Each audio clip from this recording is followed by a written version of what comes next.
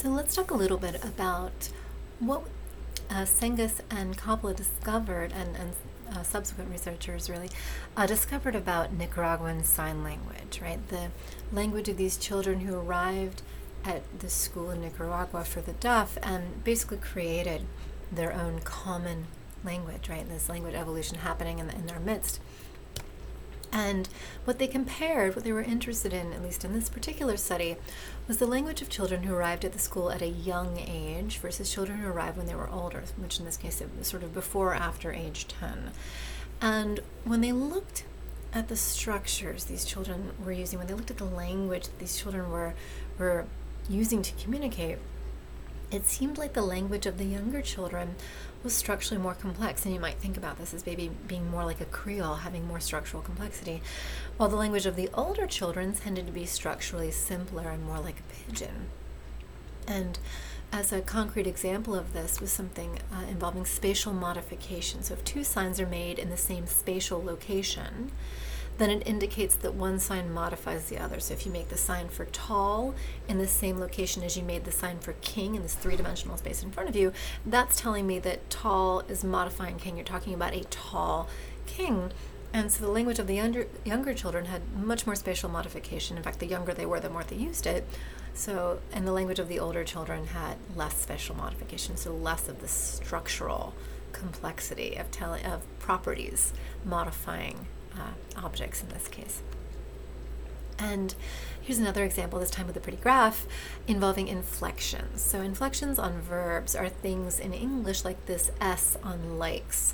So he likes me. It's very important that you add that S on there, which is a thing you have to do in English, as opposed to when you leave it off, it doesn't sound like English anymore. He like me doesn't sound very good, does it, right?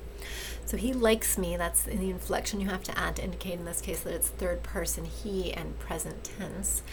And so whether you add that or not is sort of this little grammatical structural nicety. And it turns out that in fact, when you start off before 1983, there was already sort of a division between the older children and the children who were of medium age and the children who were younger age. There's a little bit of a difference, right?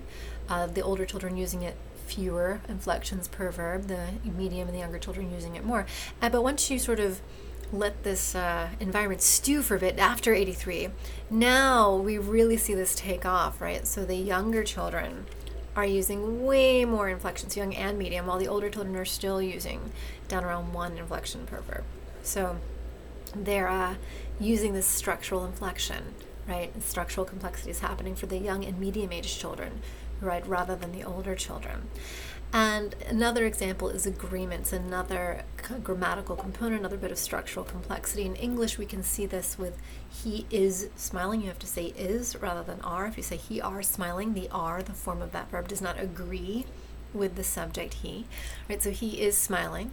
So using that correct agreement. And again, we see the exact same pattern. There was a distinction already in the older children versus the medium and younger age children that was just exacerbated as more time passed. The older children continued not to use that much agreement per verb, while the medium aged and younger children used many more agreement markers, right? So the takeaway from this is that it seems that in the case of Nicaraguan Sign Language, young children are the driving force of language creation. They're the innovators, the ones who use more structurally complex stuff, and the ones who retain the more complex structures, so they keep using them, they keep promoting them and promulgating them forward, right? So that's younger children are the ones, it would seem.